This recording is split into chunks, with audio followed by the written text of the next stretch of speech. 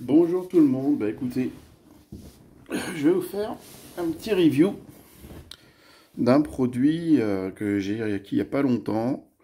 C'est un diorama tiré de la licence Space Yamato Battleship, connu sous le nom de Star Blazers dans les versions américaines, et qui raconte donc des épopées spatiales à bord d'un vaisseau central donc, qui est le Yamato.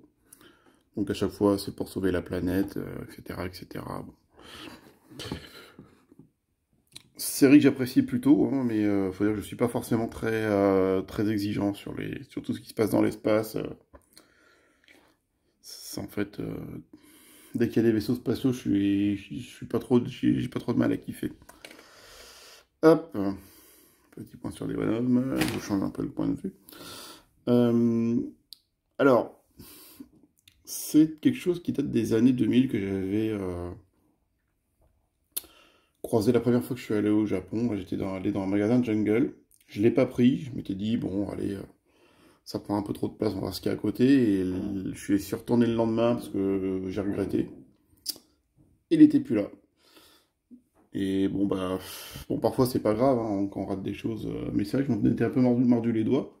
Puis là, j'ai vu que c'était à nouveau, enfin, je l'ai trouvé en vente sur Internet. Et du coup, je me suis dit, bah, profitons-en.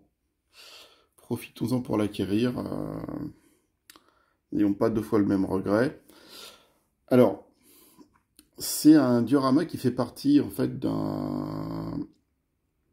d'une série de deux. Qu'est-ce que je peux vous le montrer comme ça? Voilà, ça me paraît pas mal. Voilà. Donc moi, celui que j'ai, c'est celui-là. Et celui qui me manque, c'est celui-là, le Yamato dans la neige, là, le Yamato Last Battle. Le prologue, ça correspond en fait à, pas la première série, mais peut-être la deuxième ou la troisième, en fait, où une fois que lors des premières batailles, en fait, le Yamato est sorti vainqueur, mais s'est fait gravement toucher, il était donc été enseveli sous la terre. Et donc là, ils sont partis le rechercher dans l'espace. Et donc ça raconte l'arrivée en fait des deux protagonistes qu'on voit là. Et même on va dire qu'on voit là, ça sera encore mieux. Et qui découvre le Yamato à moitié enseveli dans la roche, qui s'est un peu solidifié. Alors que dire de ce petit diorama? Bon,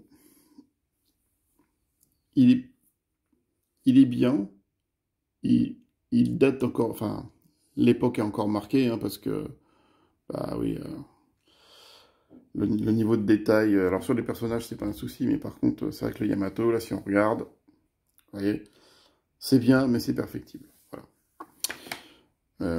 On a du mal à voir la délimitation entre la Terre et le Yamato. Alors, vous allez me dire, c'est peut-être normal s'il a été enseveli depuis longtemps, etc.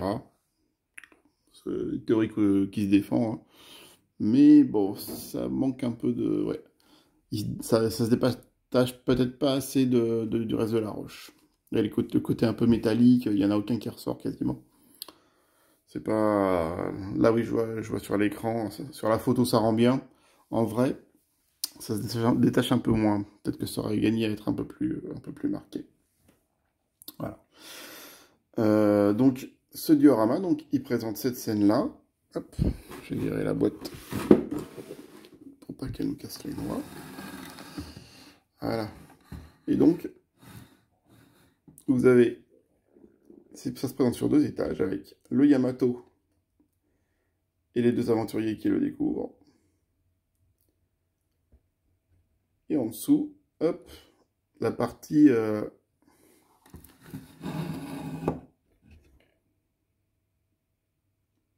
sous terre, donc avec le Yamato pris dans les décombres avec une base spatiale qui s'est crachée en fait au sein d'une base, une cité souterraine, voilà.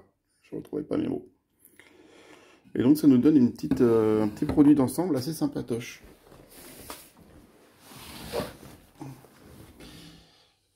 Hop.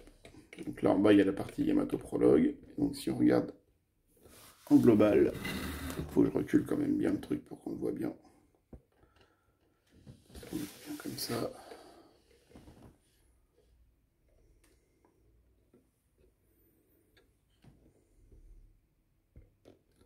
Voilà, ça donne ça. Bon, j'ai eu un peu de difficulté à... Et avec le haut, qu'un sauve-lit, le bas avec la cité, et les deux petits bonhommes. Je vous fais le point au fur et à mesure pour que vous voyez bien. Alors plutôt sympa, hein. Moi je trouve ça plutôt pas mal.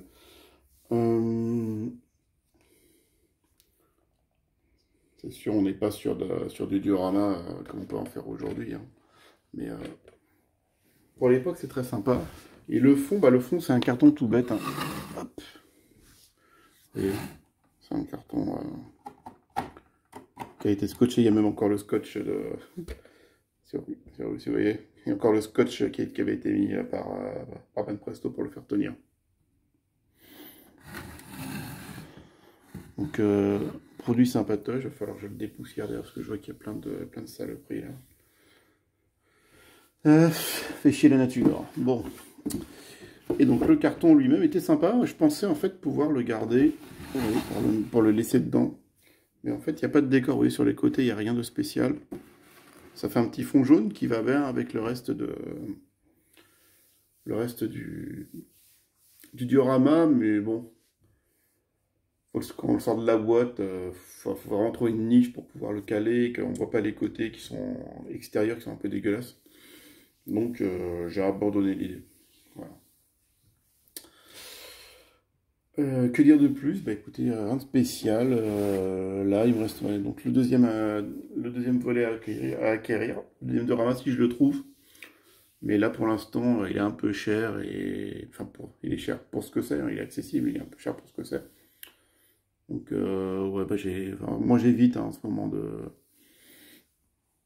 prendre des trucs qui pour moi ne valent pas leur prix parce qu'on a cette mauvaise habitude et après, bah, le problème c'est que les gens s'enflamment et puis personne ne peut accéder à des produits sympas à des prix corrects qu'on va payer à chaque fois. Payer un bras pour des trucs juste parce que c'est une marque connue, machin, et alors que le produit n'est pas forcément. Voilà. Il est bien, mais il est à la hauteur de la gamme, quoi, hein. C'est un peu le même problème qu'avec les figurines Dragon Ball, quoi. Dès que c'est du DB, les gens s'enflamment, quoi.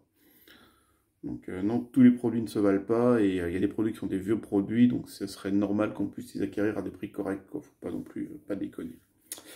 Donc voilà, bah écoutez, c'est tout. Je voulais juste vous présenter ce petit produit-là. Et puis, bah écoutez, je vous laisse, hop,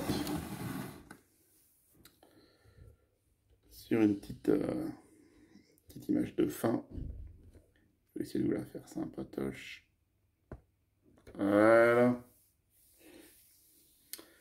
Image de fin du diorama Yamato Anniversary année 2000. Scène du prologue. Voilà, par Banpresto.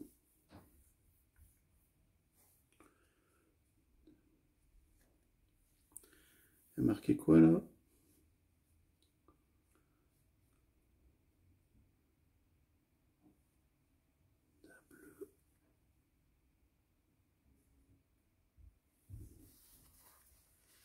Double.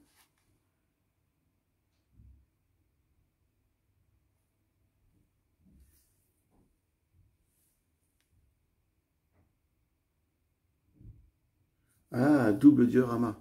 D'accord. Ça s'appelle double diorama.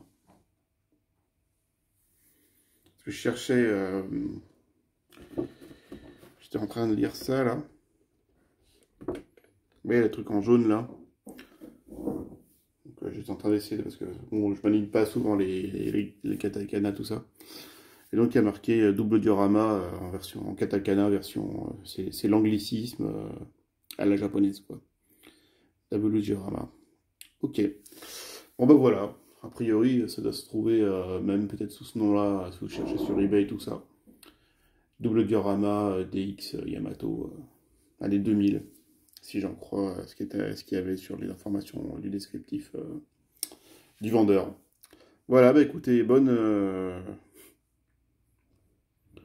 fin de journée. Ciao.